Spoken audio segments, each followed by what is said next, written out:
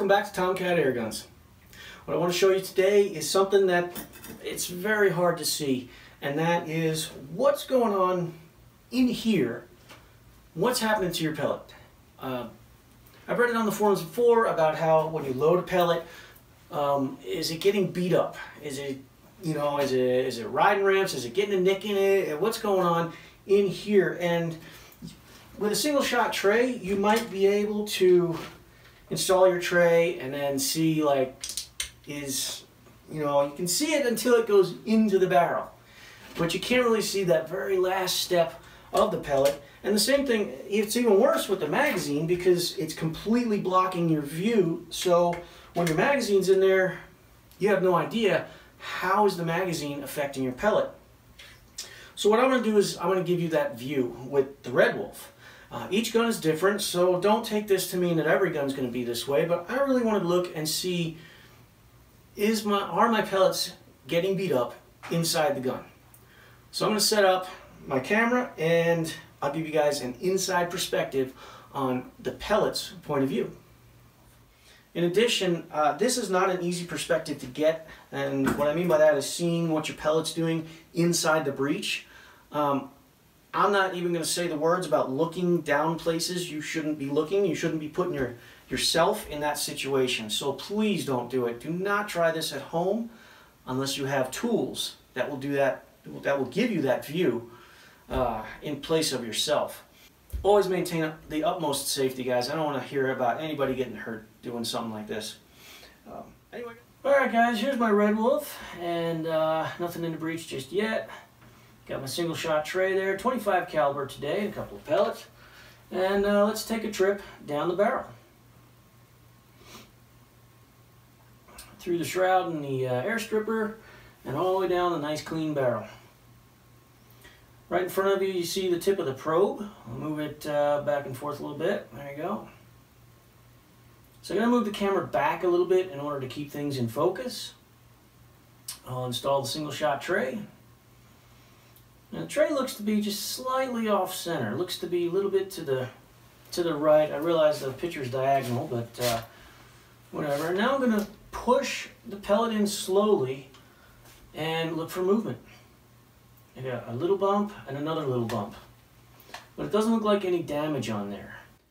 Alright guys, here's my magazine. I've got it partially loaded, and the reason I'm doing that is I don't need to film every single round of this magazine, so I loaded kind of every other one.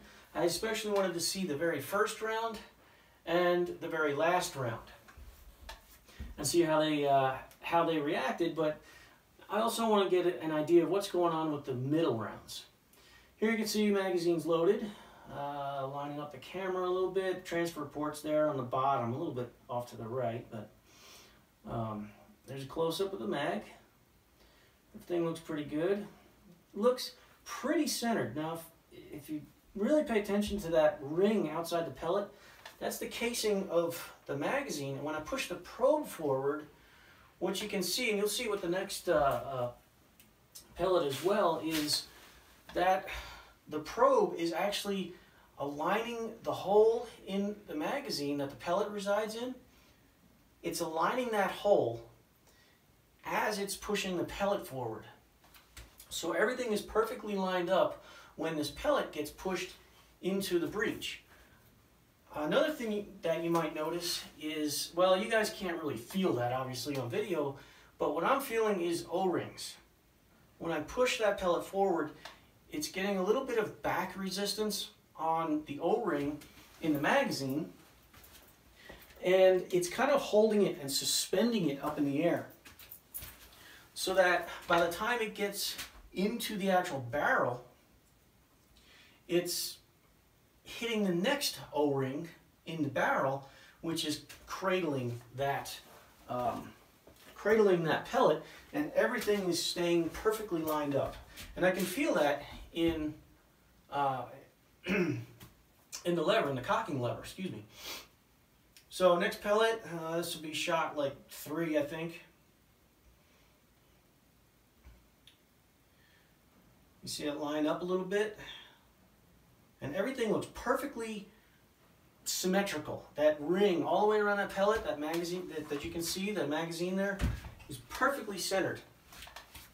This next round should be round 6 in the magazine.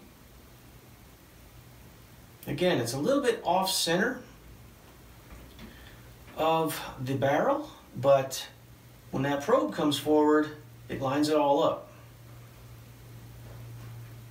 And bloop, that pellet goes right in there real nice. Alright, that last round was round 6. This should be round 8 in the magazine. And figure out my camera here. And then I'll push the probe forward again. We'll see how this one reacts. I don't expect much change with this Daystate magazine. Since every pellet is treated the same way. I'll talk more about that in a little while. You saw on that round, same exact thing. Okay, here's the final round of the magazine. See transfer port sitting there at the bottom. And get my camera situated, and then I'll push this pellet forward. So the first and final are ones to pay attention to because those can be affected differently. But not surprisingly with Daystate magazine is no change. So as I was saying, guys, no big surprise there. The Daystate magazine isn't relying on the pellet as a stopping point. It has these little indexing pins built into the magazine. So in effect, the magazine isn't touching the pellet except to hold it in place. And what I was saying before, guys, was you've got this pellet here and the probe's coming in from the back and it's pushing on the back of the pellet right in the center of the skirt. It's pushing it forward.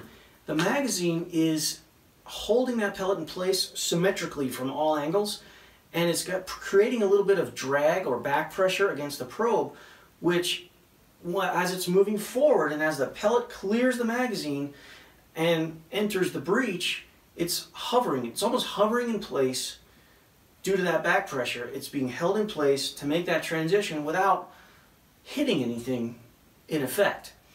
It enters the breech, the pellet enters the breech, hits the O-ring, which now cradles it.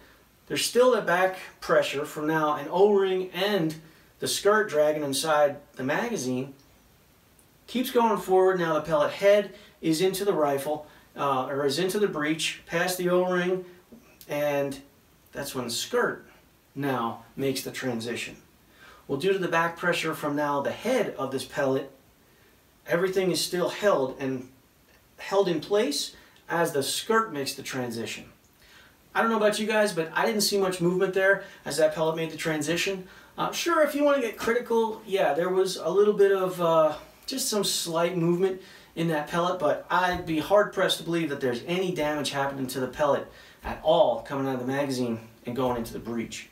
And, you know, that's probably one of the reasons why this is such an accurate rifle, is because of that attention to detail in this area right here and making that magazine in a certain way.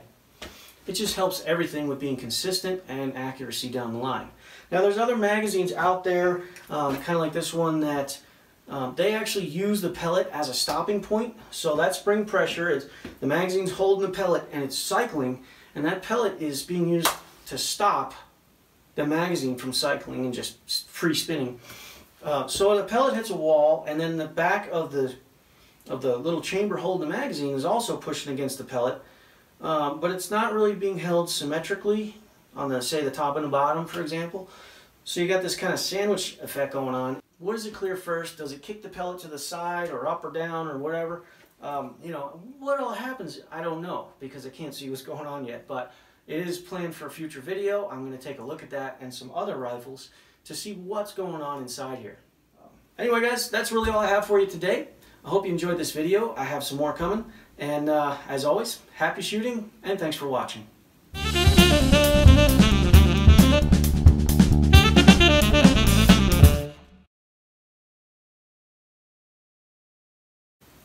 And what I was saying before was something makes the transition across from the magazine into the breech. That sounds like